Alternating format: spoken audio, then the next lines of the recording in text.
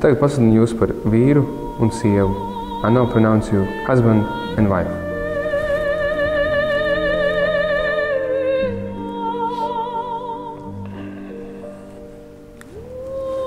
Pirms 10 gadiem Latvija pievienojās Eiropas Savienībai un daudz tās pilsoņi devās uz Īriju labākas dzīves meklējumos. Šajos gados vairāk kā 1000 laulības Īrijā tika reģistrētas starp Latvijas un trešo pasaules valstu pilsoņiem. Kopš 2006. gada aptuveni 1500 trešo pasaules valstu pilsoņi ir pieteikušies uzturēšanās atļaujai balstoties uz laulībām ar Latvijas pilsoņiem. Taču liela daļa no šīm laulībām tiek uzskatīts par fiktīvām, ar mērķi palīdzēt iegūt uzturēšanās atļauju, nevis, lai nodibinātu ģimeni. Šīs laulības notiek joprojām un diezgan ievērojamā skaitā. Tagad mēs apsīsimies uz to, kāda ir tipiski fiktīvo laulību precinieki. Sāksim ar līgavas profilu. Pašā pirmajā vilnī, kad pieprasījums pēc fiktīvo laulību līgavām bija ievērojami lielāks nekā piedāvājums, un kad tas bija pilnīgi jauns fenomens, uz Īriju devās tikai pašas drosmīgākās un labāk informētās sievietes. Viņi zināja savas tiesības un bija gatavi šādam riskam.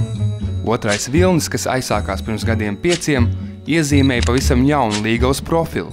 Tās bija ar zemu izglītības līmeni, nereti nespējīgas pietiekami komunicēt ne angliski, ne latviski, bijuši aizbildniecībā līdz pilngadības sasniegšanai vai no daudzbērnu ģimenēm.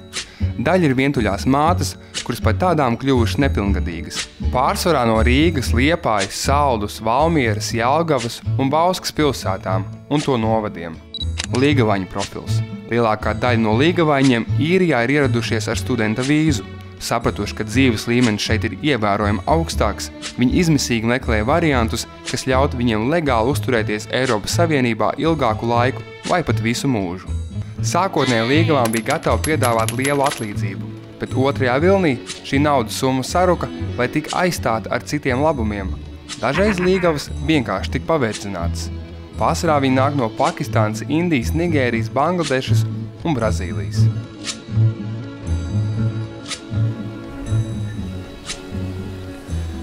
Daudz šeit par mums saka, lai tad viņi precas.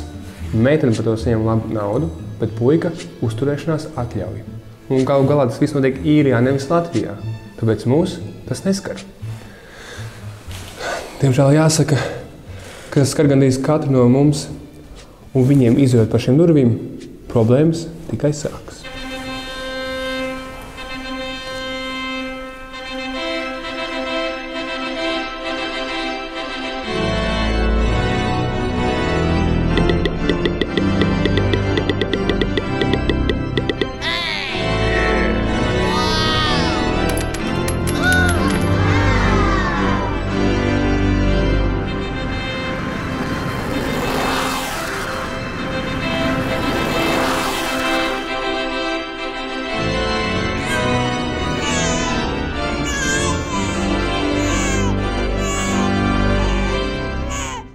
Ilgi nedomājot, es devos uz fiktīvo laulību paradīzi Īriju.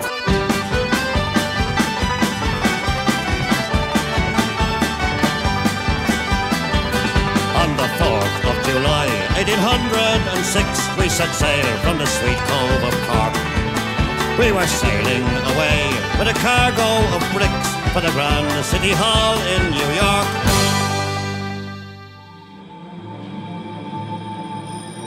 Mans mērķis Īrijā bija atrast latviešu meitenes, kuras iesaistījušās fiktīvās laulībās un varētu vairāk pastāstīt, kāpēc viņas to dara. Pirmā vieta, kur es cerēju atrast mūsu dāļavas, bija Latvijas vēstniecība Īrijā. Vairākas dienas novērojot situāciju, es tiešām pārliecinājos, ka daudz latvietis ierodas vēstniecībā ar personām no trešajām pasaules valstīm. Nevelti vēstniecības darbinieki ir noraizējušies par esošo situāciju. Klusējot pie šo jautājumu, tas neko neliedzēs. Tāpēc mēs esam ļoti atklāti bijuši kritiski pret Īrijas valdību, ka viņi ir ļoti maz darījuši.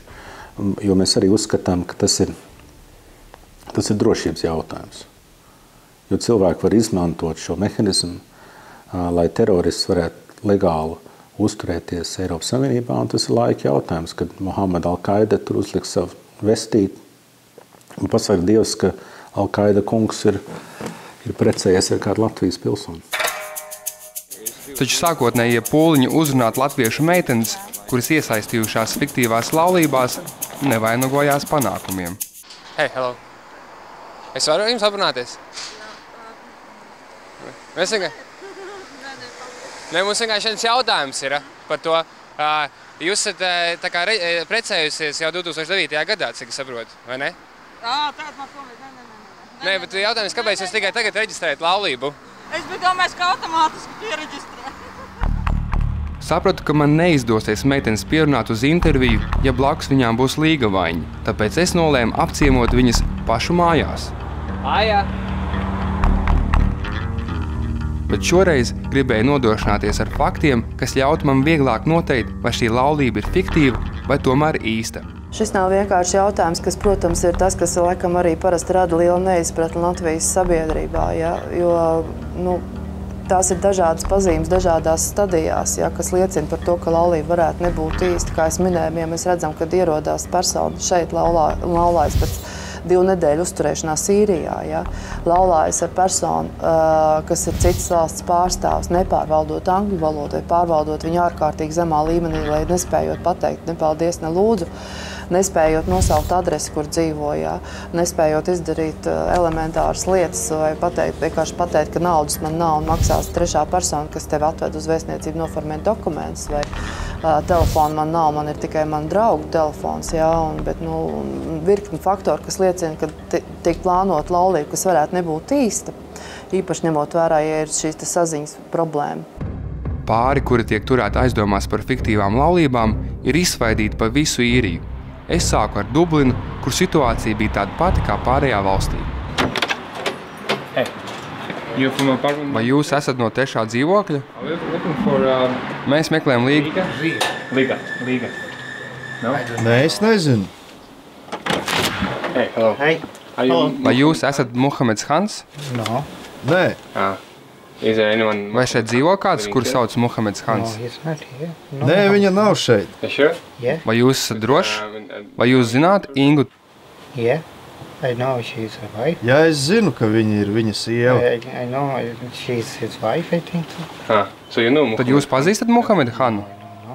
He was living Nē, here viņš pirms before. tam te dzīvoja. Mēs tikko ievācāmies. No, never. I'm living here 4 years. Nekad neesmu dzirdējis viņas vārdu. Es šeit dzīvoju jau 4 gadus. Viņi norādīja šo adresi 2009. gada 17. novembrī. Yeah, I think we moved in a little after. Man šķiet, mēs ievācāmies uzreiz pēc tam. Es saņēmu pastu visu laiku, bet nekad neesmu redzējis viņas vārdu. Bet kā ar viņas vīru? Viņu sauc Shan Malik. Yeah, I heard of Malik all right, yeah. Jā, es esmu dzirdējis Maliku. Viņa jau sen šeit nav, un es nezinu, kur viņa ir. Es arī šeit īrēju. Bet jūs nezināt, kur viņš ir pārvācies? I don't think he's in the country Es nedomāju, ka viņš ir īrijā. because Tāpēc, ka viņa bankas dati tika atsūtīti uz pastu, un tur bija rakstīts 00. Viņš ir bankrotējis. he's finished. Cintija! Cintija, mēs gribētu aprunāties. Pirmie apciemojumi bija pavisam neveiksmīgi. Norādītās adreses bija vai nu maldinošas, vai latviešu meitenes tur vairs nedzīvoja. Taču tad, meklējot latviešu meiteni Gunu, man palēmējās uziet adresi, kur bija iespēja aprunāties ar potenciāliem līgavaņiem. Viņi gan netika informēti, ka šī saruna tiek ierakstīta. Guna? Guna? Nē, viņa šeit nedzīvo. Kāda bija adrese? Queen's Avenue. Viņa šeit dzīvoja, bet ir pārvākusies. Vai jūs varat iedot viņas adresi? Gunan. Sākotnējā neziņa un pārsteigums, izdzirdot Gunas vārdu, drīz pārauga jautros nostāstos par to, kādas tad ir latviešu meitenes, kas šokēja pat mani. Jūs varat uztaisīt ļoti jauku dokumentālo filmu par visu viņas ģimeni, viņas māsām. Viņas ģimene Latvijā un Īrijā ir slavena kā bēbīšu ražošanas mašīna. Vita ir 23 gadus veca un viņai ir 6 bērni. Tas ir ļoti daudz priekš latviešu meitenes. Bērni viņai ir šeit, bet 2 vai 3 viņa atstāja savā dzimtenē, atdeva slimnīcai. Jums ir tāda iespēja, ka pēc dzemdībām bērni var dot valdībai, kas bērnus audzina? Jā, bet tas notiek reti. Bet viņa gan to nedara. Kad atradīsiet viņu, pajautājiet par Vitu. Jūs būsiet pārsteigti. Vita ir viņas māsa. Viņai piedzima bērns pagājušo mēnesi. Kā sauc otru māsu? Viņa bija šeit. Viņai piedzima 2-3 bērni, un viņa aizbrauc atpakaļ. Gita man šķiet. Un viena cita ir Lielbritānijā. Viņas ir 4 māsas.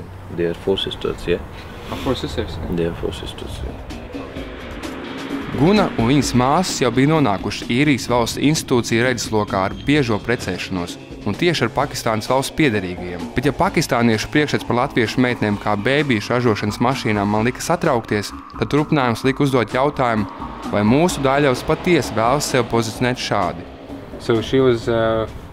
Pāris mēnešus viņa bija kopā ar kādu no Pakistānas? Jā, visu laiku ar pakistāniešiem, taču šajā mirklī viņa ir kopā ar indieti. Kāpēc viņa maina savus draugus tik bieži? Tāda ir latviešu meiteņu daba. Man žēl to teikt. Tas ir ļoti slikts priekšstats par latviešu meitenēm. Ko tu domā, vai tas nav tā?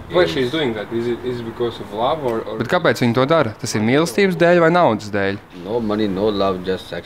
Nekādas mīlestības, nekāda nauda, tikai seksuāls vēlmes. Tik vienkārši. Viņām ir tāda tradīcija, ka viens ir vīrs un viens draugs. Vienu viņas izmanto naudas dēļ, otru seksam.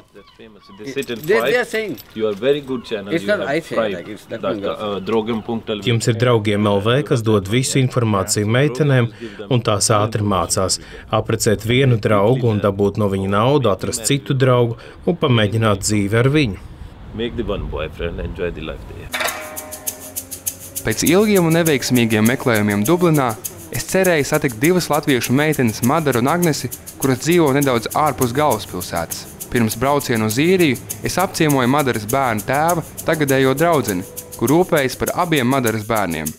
Mērā viņa uz tām ārzemēm aizspērās savu prieku pēc, lai viņai nebūtu te. It kā caur aizbildinājumu, ka viņa brauc pelnīt naudu. Tikai es pateikšu godīgi, kur tad ir tā nauda? Ja bērni ir pliki tā kā baznīcas žurks, ja es viņus dabūju vienos džinsos un pāris kreklos, ja, nu tad piedodiet atvainojumu. Kur tad ir tā nauda? Vēl joprojām nāk visādas lapas par bērndārus parādiem un viss pārējo, ja. Tagad puišeļus iekārtojām pagastu skolā. Tad arī direktors iedeva skolas parādu lapu, kur ir parāda audzinātājiem, kur audzinātājs ir maksājuši par teātriem, par to un to. Ja? Un tādas nāk nepārtraukti. Nu, tad, ja mamma aizbrauc naudu pelnīt, kur tad ir nauda? Kad esmu nokļūst pie viņa dzīvokļa, turpinās ierastā situācija. Neviens durvis vaļā nevar, bet par pārsteigumu man, kāds tomēr atbild. We're looking for Mother, Agnese? Yeah. You are? Mother. Huh? Mother. Mother? Yeah. Sveiki, Mother. Sveiki. Mēs esam Kārlis un Reidas Reinis. Mēs vienkārši, mums ir tāda informācija, kad tiek slēgtas fiktīvas laulības šeit. Nav šeit fiktīvas. Bet ar Agnesi jūs dzīvojat kopā? Dzīvojam kopā. Un jūs esat precējušās ar? Precējušās, laimīgi dzīvojam. Ar ko esat, ja nav noslēpums? Ar indiešu personām. Aha. Bet tas ir tiešām īsts laulības? Īstas laulības, nav nekas fiktīvs. Un cik ilgi jūs esat kopā? Jau būs 2 gadi. Meitenes sākumā intervijai piekrīt, taču tad pēkšņi pārdomā par iemeslu minot, ka Madaras vīrs nav mājās un viņi nevēlas sev redzēt Latvijas televīzijā. Abas meitenes tiek turētas aizdomās par fiktīvām laulībām, jo pirms vairāk kā gada Madara jau bija centusies iesaistīties fiktīvās laulībās, bet toreiz aizbēgusi. Neviena no meitenēm tagadējo laulību nav reģistrējuši Latvijas vēstniecībā Īrijā, kā to paredz likumdošana. Un aizdomas jau vairāk pastiprina fakts, ka kāzās par vienīgo liecinieku norādīts kāds 3. pasaules valsts pilsonis, kas ir tipiski šādām laulībām. Kā tu sapazinies savu vīri, es varu jautāt? I met my 2 years back, somewhere Ireland, party, drink. How every woman's meet boys. When did you come to Ireland? Ireland, it's 3 years, something there. Before I am London. Okay. Yeah, 3 years, something there. And you just came to Ireland and No, by coming here, there is my friends as well, living Latvia's people, and then I go party and meet. Okay. Then we meet, and then thinking baby.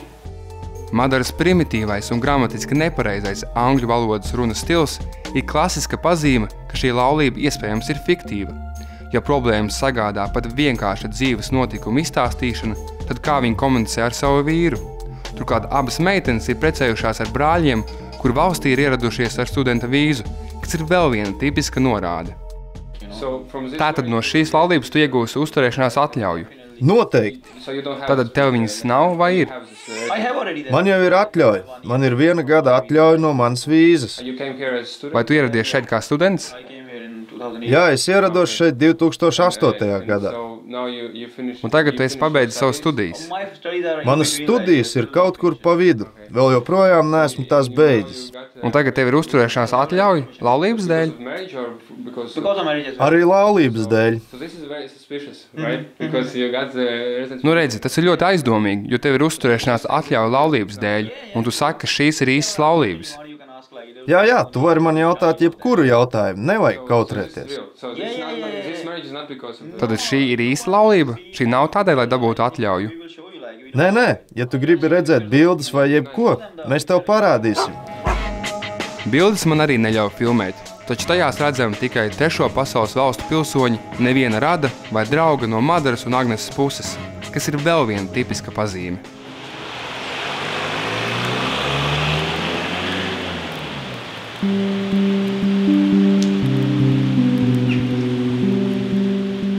Bieži vien fiktīvas laulības, kā iespējams abu jauno sieviešu gadījumā, tiek slēgts arī citu iemeslu dēļ, ne tikai naudas. Jo nav noslēpums, kad ir arī rozā brilles, ja, ka tevi uzrunā internetā un tev stāst, ka tu esi labākais cilvēks pasaulē un esi mīļākais un skaistākais un tam līdzīgi. Ir cilvēcīgi noticēt, ja, un tad šīs te pazīmes par fiktīvām laulībām, protams, iestājas vēlāk, ja, tā, kad tu saproti to faktu, ka pēc kalendāra var izsacināt termiņus, kurā brīdī personai ir jāvēršās imigrācijas dienestā vai kurā brīdī personai iestājas tādas vai šādas problēmas, vai beidzoties nepieciešamiem laikam, kamēr tiek iegūta pastāvīgā uzturēšanās atļauja. Persona vispār vairs nav nepieciešama. Dažas meitenes ir tik izmisušas, ka ir gatavas pievērt acis uz savu līgavaņu patiesajiem nodomiem. Viņas apzinās, ka tā nav īsta laulība un iespējams pēc 5 gadiem tiks izmestas uz ielas. Es tiekos ar Gitu, kur jau 8 gadus ir precējusies ar Pakistānas pilsoni un dzīvo Īrijā. Viņa apgalvo, ka viņas laulība nav fiktīva, bet ļoti labi saprot tās meitenes, kuras ir gatavas tajās iesaistīties. Es uzskatu, ka puses no tā viss, jā, viņi saprecās fiktīvi. Jā, puses no tā aprecās fiktīvi. Bet ir taču cilvēki, kas dzīvo kopā un ir laimīgi. Un kāpēc viņi aprecās? Tāpēc, ka sievietēm nav, es nezinu, Latvijā jau nav nekādas izējas, saprot? Tur nav ne darba, nekā, un tu dzīvo tā kā, es nezinu. Ir grūti pateikt. Es, piemēram, atbraucu šeit strādāt. Sameklēju darbu un sāku strādāt, un tad tikai sāku domāt par kaut kādām attiecībām, jo man mājās bija 4 bērni, kam vajadzēja naudu sūtīt un vispārējo. Jā, paskatieties uz latviešu puišiem tagad.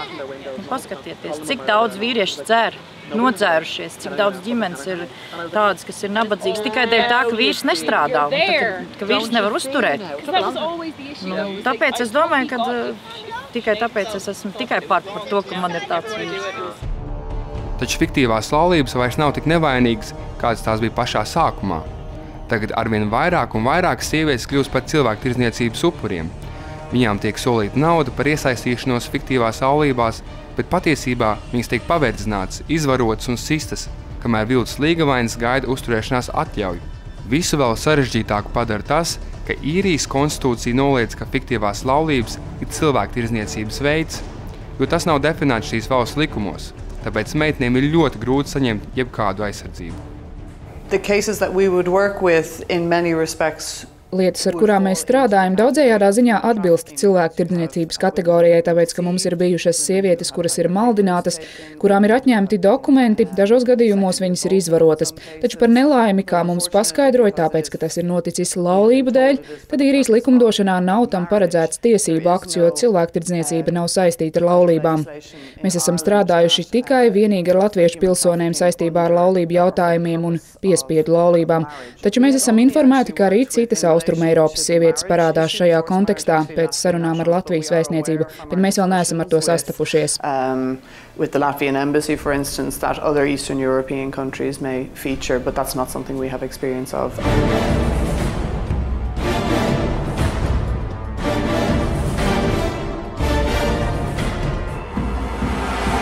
Īrijā satiktie cilvēki un dzirdētie stāsti izceļ kādu problēmu, kas man neliek mieru. Neviens neliekas, ka Īrijas likumdošana ir pārāk liberāla attiecībā uz fiktīvām laulībām, bet kas liek mūsu daļavām atkal un atkal doties tik tālu prom un iesaistīties šajā bīstamā afērā? Vai tiešām situācija mūsu valstī ir tik bezcerīga, ka viņām neatliek neviens cits variants? Tāpēc, atgriežoties Latvijā, esmu nolēmis atklāt cēloņus, kas liek mūsu meitenēm braukt uz Īriju. Nesen veiktais Latvijas vēstniecības Īrijā pētījums atklāja, ka visvairāk meiteņu, kuras tiek turētas aizdomās vai ir iesaistījušās fiktīvās laulībās, protams, ka nāk no Rīgas, taču otrajā vietā ir Liepājas pilsēta un tās tuvumā esošie novadi. Turklāt mūsu sasaptā meitene Madara arī nāk no šī Kurzemes apriņķa. Apzinoties, cik smaga situācija ir reģionos un to, ka Rīgā tomēr dzīvo 9 vairāk iedzīvotāji nekā Liepājā, es dodos taisnā ceļā uz Vēju pilsētu, lai noskaidrotu, kā tur īsti ir. Manā redzeslokā 3 meitenes, kuras ir bijušas fiktīvās laulībās ar Pakistānas tautības cilvēkiem. Un šobrīd 2 no šīm meitenēm saņem valsts rehabilitāciju, patvērumā drošu māju, un 1 no meitenēm jau ir beiguši šo rehabilitāciju un dzīvo Liepājā patstāvīgu dzīvi. 3 meitenes, tas nav liels rādītājs. Taču tad mūsu eksperti iepazīstināja ar pētījuma rezultātiem, kur norāda uz to, ka vismaz 40 meitenes nāk no Liepājas un Liepājas novada. Es domāju, ka tik liels skaits tieši Liepājas pilsētā nav. Tas varētu būt vairāk šī statistika par novadu, jo Liepājas pilsētā ir tiešām šie cilvēktirdzniecības jautājumi ļoti spēcīgi aktualizēti. Un skolās notiek preventīvais darbs ar bērniem, ar jauniešiem, lai viņi zinātu, kas ir cilvēktirdzniecība un kas tā ir par problēmu. Tikšanās ar Liepājas pilsētas domas sociālo dienas darbiniekiem man īsti nepārliecina, ka situācija tiek kontrolēta. Manu skepticismu palielina fakts, ka pieminētajā pētījumā no 500 meitenēm, pa kurām tika apkopot dati, 37 gadījumos meitenes bija tikko atbrīvotas no aizbildņu gādības vai sociālās aprūpes. 53 gadījumos 1 vai abi vecāki miruši bērnībā, un 185 gadījumos meitenes nāk no daudzbērnu ģimenēm. Tas viss norāda uz to, vai tik problēma neslēpjas to valsts atbildīgo institūciju darbā, kas atbild par jauno sieviešu vērtību un morāles pamatiem un sagatavošanu lielajai dzīvei. Tāpēc kā nākamo vietu es apciemoju Liepājas pilsētas domas sociālā dienesta bērnam.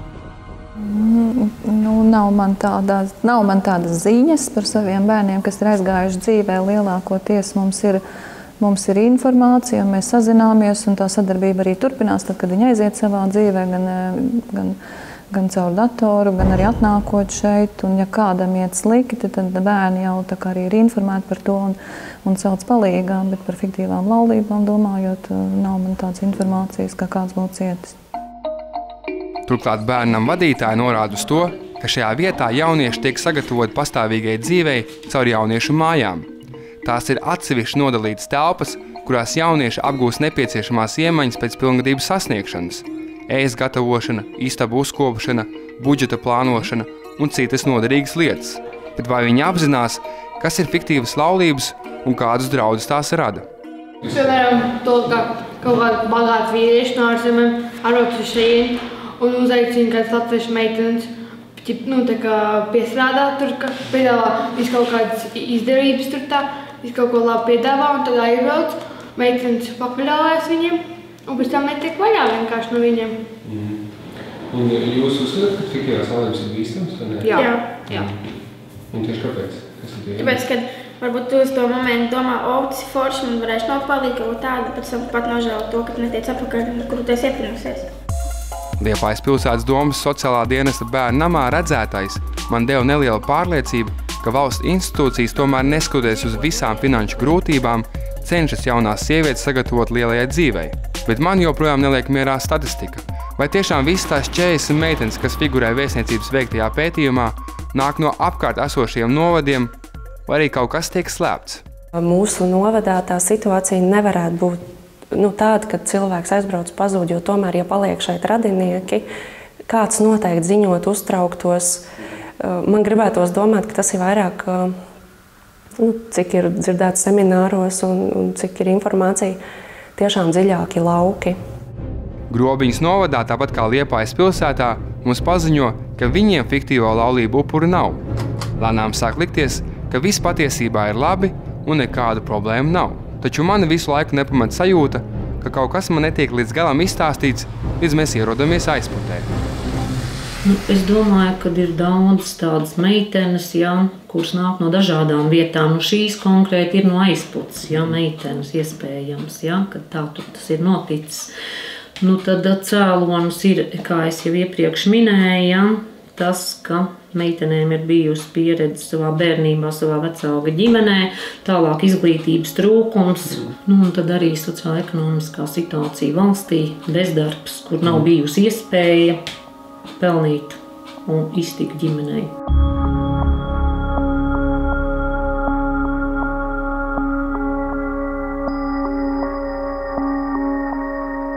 Aizputē mums apstiprina, ka Madara nāk no šīs pilsētas. Viņa pieder pie tās riska grupas, no kuras nāk visvairāk fiktīvo laulību upuri.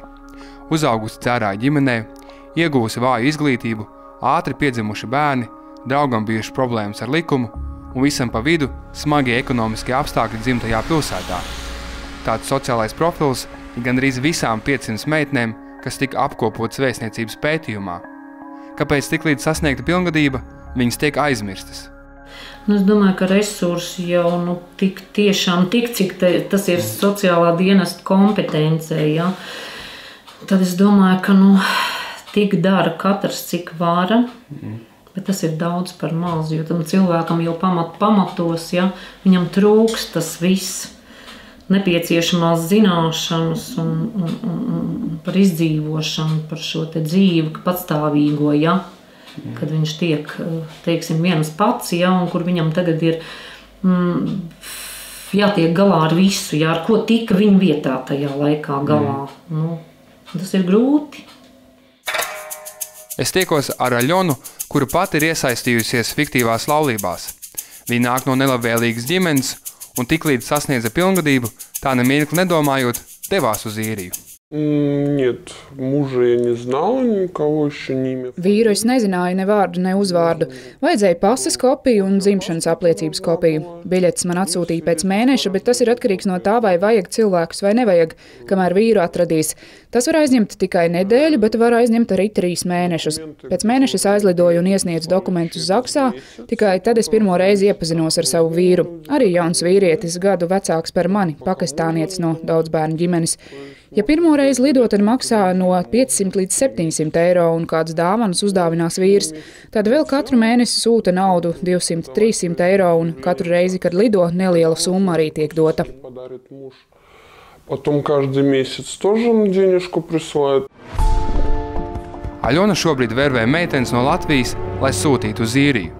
2 gadu laikā viņi ir aizsūtījusi 4 līgavas, tāpēc ļoti labi zina, kādi ir viņu iemesli iesaistīties šajā afērā. Вопрос в деньгах, потому что деньги там не маленькие. Tas ir naudas jautājums. Tur tiek maksāta liela nauda, kamēr laulības ir noslēgtas. Šeit tādu summu pat gadā nenopelnīs, cik dabūsi tur. Daži nestrādā, viņiem mājās mazi bērni, lido prom tikai tāpēc, lai viņus pabarotu. Es domāju, ka vainīga ir valdība. Materiāli netiekam atbalstīti, mazas algas un darbu grūti tagad atrast. Citās valstīs cenas zemākas, kvalitāte labāka. Arī ārsti mums ir ļoti dārgi, ja esi saslims un griezies pie ārsta, bet citās valstīs, tā skaitā Lietuvā, daži ārsti vispār ir bez maksas. 2 valstu nolaidībā – Īrija, kas nevēlas sakārtot savu likumdošanu, lai apturētu fiktīvās laulības, un Latvija, kas nespēja parūpēties par saviem pilsoņiem, kuriem ir nepieciešama palīdzība, un 2 cilvēku bezatbildībā – trešo pasaules valstu pilsoņi, kur gatavi ar jebkādiem līdzekļiem iegūt uzturēšanās atļauju, un latviešu sievietes, kuras izmisuma vadītas meklē vieglāko izeju. Rezultātā cieš visnevainīgākie upuri – bērni. Šobrīd bērņu tiesas uzskaitē ir nonākuši vairāki mazi bērni, kas kļuvuši par fiktīvo laulību upuriem. Šobrīd tā informācija, kas ir inspekcijas rīcībā, liecina par 4 gadījumiem un kopā par 5 bērniem, bet tie nav bērni, kas nonākuši bērnu namā. Viens no šiem bērniem aug auģu ģimenē, vienam ir atrasts aizbildnis, un no tiem 3, kas nonāca bērnu namā, viens jau ir adoptēts. Tā kā šobrīd bērnu namā no šiem bērniem ir palikuši 2 bērni.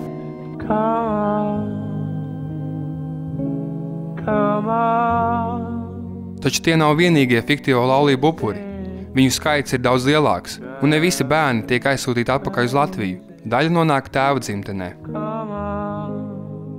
Latvijas vēstniecības dati liecina, ka šādās attiecībās varētu būt dzimuši starp 400 līdz 500 bērniem, kas reģistrēti Latvijas pilsonībā. Tas ir tie bērni, par kuriem ziņas ir Latvijas vēstniecības rīcībā un Latvijas iedzīvotāju reģistrā.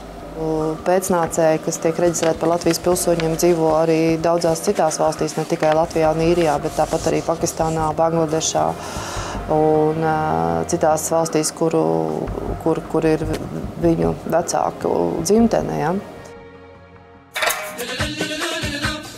Un tagad iedomājieties, ka jūs dodaties braucienā uz Pakistānu. Jūs nolaidieties šīs valsts galvaspilsētas Islamabādas lidostā, tad brauciet nedaudz ārpus pilsētas robežas uz tuvākiem lauku reģioniem. Tur kādā nelielā ciematā pie jums pienāk puisīts vārdā Abdullah Said un parāda tieši tādu pašu pasi kā jums. Viņš nerunā latviski, viņam nav nekādas saiknes ar Latviju. Viņš tiek audzināts pēc citām kultūras tradīcijām, un viņam ir atšķirīga reliģiska uzskata. Bet viņš ir Latvijas pilsonis un vienmēr tāds paliks. Viņam ir visas tiesības doties uz savu dzimteni, kad viņš to vēlas. Un viņš nav vienīgais.